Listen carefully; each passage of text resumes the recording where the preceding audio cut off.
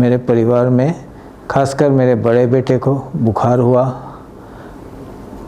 Viral था, 3 दिन दवाई खाया ठीक हो गया। फिर मेरे मिसेस को हुआ, वो भी दवाई खाया सेम डॉक्टर के पास, वो भी ठीक हो गया। फिर मेरे छोटे बेटे को हुआ, वो भी सेम डॉक्टर के पास 3 दिन की दवाई खाए और ठीक हो गया।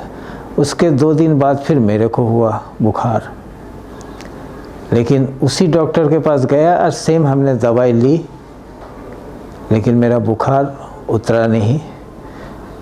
2 दिन के बाद उन्होंने मेरा कुछ ब्लड टेस्ट वगैरह किया, उसमें भी उनको कुछ डाउट हुआ, तो उन्होंने अपने नर्सिंग होम में मेरे को भर्ती किया। नर्सिंग होम में भी मेरा 3 दिन तक बुखार उतरा ही नहीं और बुखार बहुत ज़्यादा था। थोड़ा बहुत घबराहट शुरू हुआ था कि ऐसा क्या बात है कि बुखार उतर ही नहीं रहा है। फिर उन्होंने अपने गाज़ियाबाद के एक बड़े हॉस्पिटल में मेरे को ट्रांसफ़र किया। वहाँ पे भी डॉक्टरों ने मेरा 3-4 दिन लगातार ट्रीटमेंट करता रहा। उसके बाद उनको कुछ डाउट हुआ था डॉक्टर को, तो उन्होंने मेरे बेटे को बोला था कि देखो प्रीतिश, तुम्हारे पापा का एक टेस्ट हम करने जा रहा है और वो टेस्ट इस पर्पस का है, कैंसर से रिलेटेड। मेरे को ये बात मेरे बेटे या मेरे परिवार किसी ने उस टाइम तक नहीं बताया, लेकिन करना था। बेटे ने अपने परिवार को बताया, उनके बीच में तो टेंशन शुरू ही हो गया था। और मेरा टेंशन ये था कि इतने दिन हो गए, लगभग 8-10 दिन हो गया, मेरा बुखार क्यों नहीं उतर रहा है। डर मैं भी बीच अंदर ही अंदर डर रहा था। फिर उनकी रिपोर्ट 1 हफ्ते बाद आया, तो उन्होंने मेरे परिवार को बता दिया था, लेकिन मेरे परिवार कुछ दिन तक कोशिश करता रहा ये बात मुझसे छुपाने की। लेकिन मेरे को डाउट उसी टाइम हो गया था जब उन्होंने उस हॉस्पिटल से मेरे को कैंसर के लिए किसी हॉस्पिटल का रिकमेंड किया। जब उन्होंने ब्लड कैंसर ल्यूकेमिया जो मेरा रिपोर्ट में लिखा हुआ था, तो उसके हिसाब से उन्होंने जब सर्च किया तो इस हॉस्पिटल के सबसे बड़े डॉक्टर सुपर्ण चक्रवर्ती का नाम आया। गाज़ियाबाद के हॉस्पिटल से मैं डिस्चार्ज हुआ, उसी दिन ही शाम को ही उन्होंने यहाँ पे डॉक्टर सुपर्ण चक्रवर्ती से मेरा अपॉइंटमेंट ले चुका था फ़ोन के द्वारा, और उन्होंने हमें यहाँ लेके आया। So as you have seen, Mr. Sarkar was diagnosed 2.5 years ago with high risk acute myeloid leukemia. After several investigations, we found that he has high risk acute myeloid leukemia. जब मेरा इस हॉस्पिटल में मैं आया तो भी मेरे को क्लियर हो गया था, क्योंकि मेरे परिवार चाह रहा था कि जितना देर हो सके मेरे से ये बीमारी छुपा के रखे, लेकिन इम्पॉसिबल था।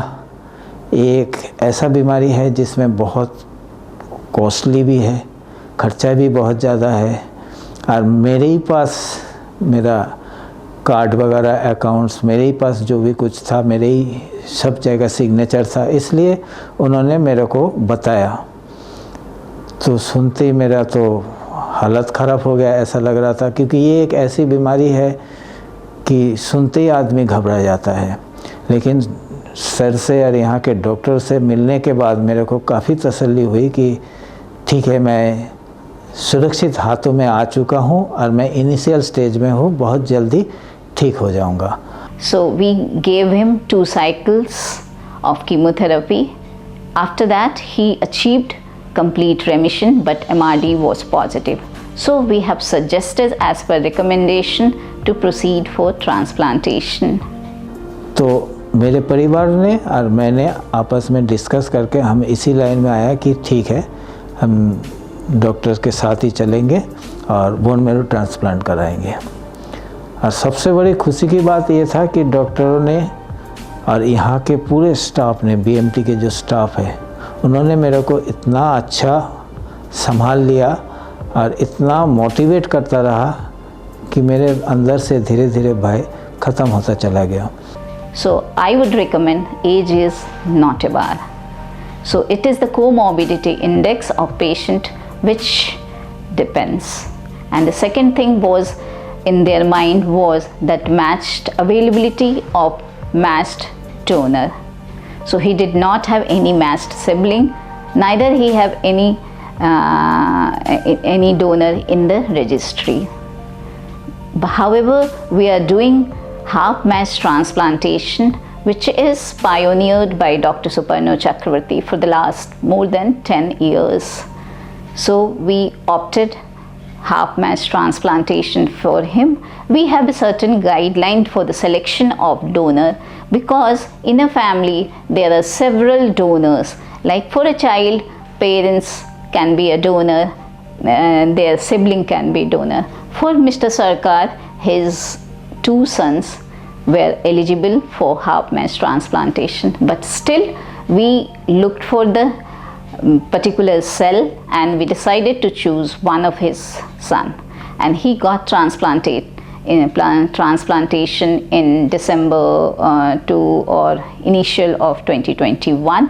घबराहट तो हो रहा था ये किस तरह से होगा, तो उन्होंने हमें बता दिया था कि आपका बेटे की बोन मैरो लेके मेरे अंदर प्लेस किया जाएगा और इस दौरान कुछ साइड इफ़ेक्ट भी होगा, आपको घबराना नहीं है।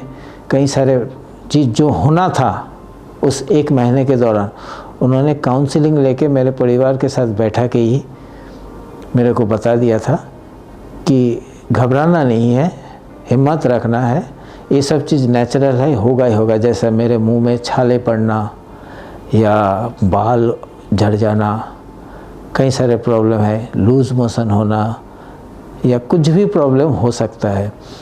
तो मैं मेंटली पूरा तैयार हो ही गया था कि इस सब प्रॉब्लम का मुझे फेस करना पड़ेगा। And now he has completed his 2 years of post transplantation. He is leading now a successful and happy life.